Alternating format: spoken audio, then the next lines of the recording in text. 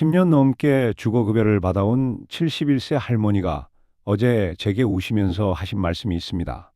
선생님, 저 뭘 잘못했나요?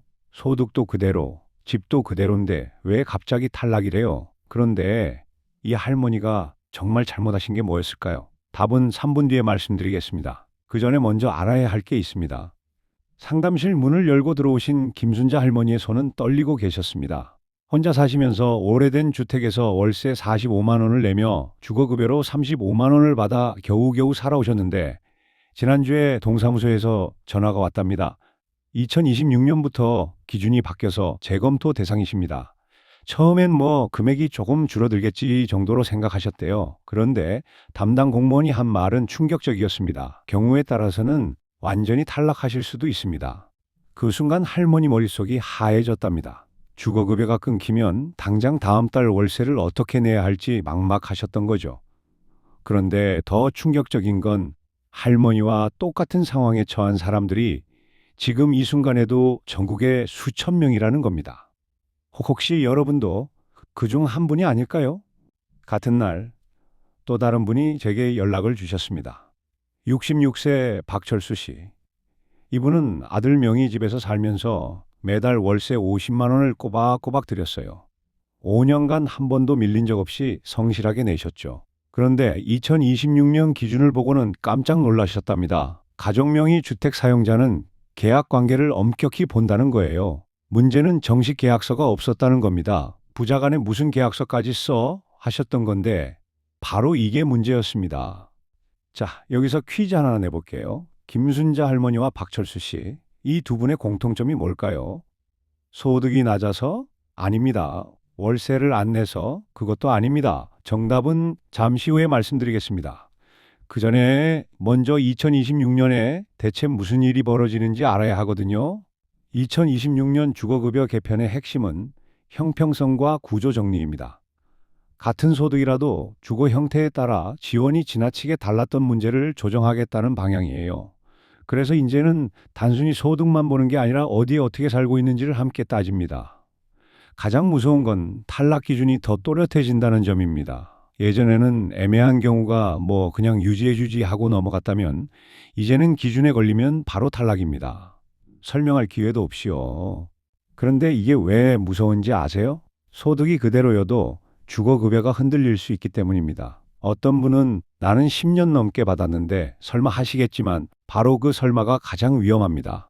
특히 세 가지 유형이 위험합니다. 첫째, 혼자 사는 고령 가구, 김순자 할머니처럼요. 둘째, 가족 명의 주택을 사용하는 경우, 박철수 씨처럼요. 셋째, 주거 형태가 바뀌었는데 신고하지 않은 경우, 혹시 여러분도 이 중 하나에 해당되시나요? 많은 분들이 착각하시는 게 있어요. 이런 변화는 새로 신청하는 사람들한테만 적용되는 거 아니야? 천만의 말씀입니다. 2026년부터는 기존 수급자도 순차적으로 기준 재적용을 받습니다. 지금 받고 계신 분들도요. 특히 구조상 애매한 경우는 먼저 점검 대상이 됩니다. 또 하나 행정연계가 강화됩니다. 주거정보와 재산정보가 컴퓨터로 쫙쫙 연결되면서 예전처럼 현장 담당자가 이 정도면 괜찮겠네 하고 넘어가던 부분이 사라집니다. 서류상으로 딱 맞아떨어지지 않으면 그냥 탈락입니다. 무섭죠? 아까 퀴즈 기억하시죠? 김순자 할머니와 박철수 씨의 공통점. 정답은 서류상 증명이 안 된다는 겁니다. 할머니는 8년 전 계약서를 그대로 두셨고 박철수 씨는 현금으로 월세를 주셨거든요. 실제로는 성실하게 하셨는데 증명이 안 되니까 시스템이 인정을 안 해주는 거예요. 그럼 대체 어떤 기준이 가장 중요할까요? 첫 번째, 주거 형태의 명확성입니다. 임대차 계약이 명확한지, 실제 거주와 계약 내용이 일치하는지, 가족명의 주택 사용 여부가 어떻게 정리되어 있는지, 소득이 같아도 이 구조에 따라 유지와 탈락이 갈립니다. 두 번째는 임대료 지급의 일관성입니다. 현금으로 주고받으시나요? 위험합니다. 계좌 이체 기록처럼 객관적으로 확인 가능한 방식이 필요해요. 특히 고령 1인 가구의 경우 원래 이렇게 살았어라는 관행은 더 이상 통하지 않습니다. 세 번째는 정보신고입니다. 이사하셨나요? 계약이 바뀌었나요? 나중에 한꺼번에 하시면 큰일 납니다. 작은 변경 하나가 탈락 사유가 될 수 있거든요.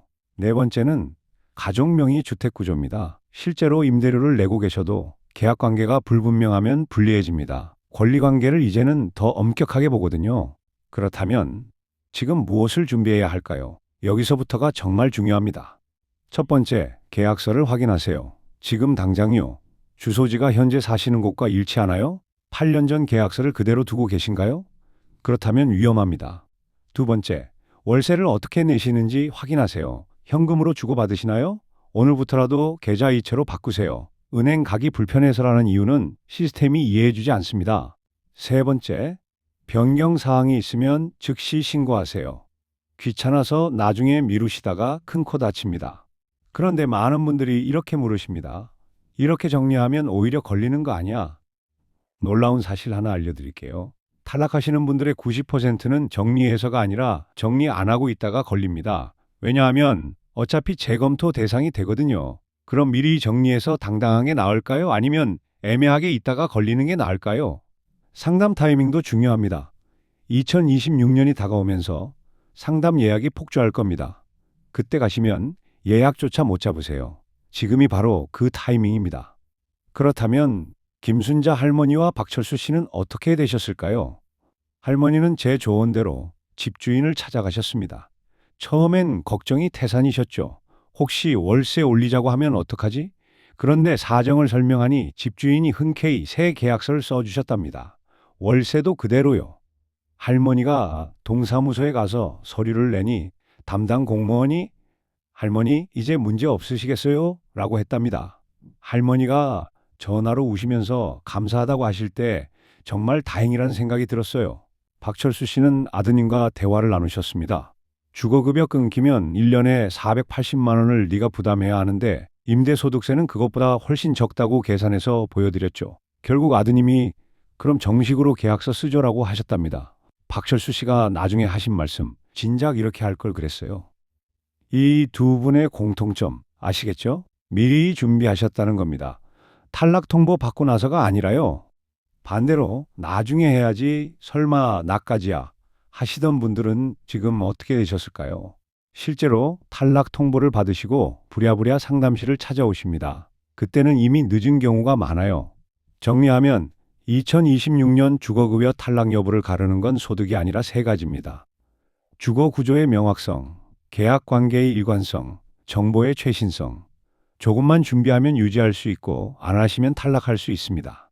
기준이 바뀌는 시점일수록 먼저 점검한 사람이 이깁니다. 주거급여는 단순한 보조금이 아닙니다. 여러분의 삶을 지켜주는 마지막 안전망이에요. 이게 끊기면 당장 다음 달부터 생활이 흔들립니다.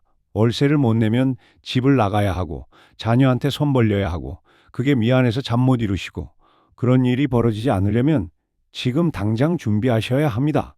이 영상이 도움이 되셨다면 좋아요 버튼 눌러주시고 구독과 알림 설정 부탁드립니다. 주변에 주거급여 받으시는 분들께 이 영상 꼭 공유해 주세요. 댓글로도 여러분의 상황을 공유해 주시면 함께 준비할 수 있습니다. 여러분 기억하세요. 김순자 할머니처럼 박철수 씨처럼 미리 준비하신 분들은 계속 받으실 수 있어요. 하지만 설마 나까지야 하시다가는 정말 큰일 납니다. 오늘부터 당장 계약서 확인하시고 월세 이체로 바꾸시고 변경사항 신고하세요. 그게 여러분의 주거급여를 지키는 유일한 방법입니다. 감사합니다.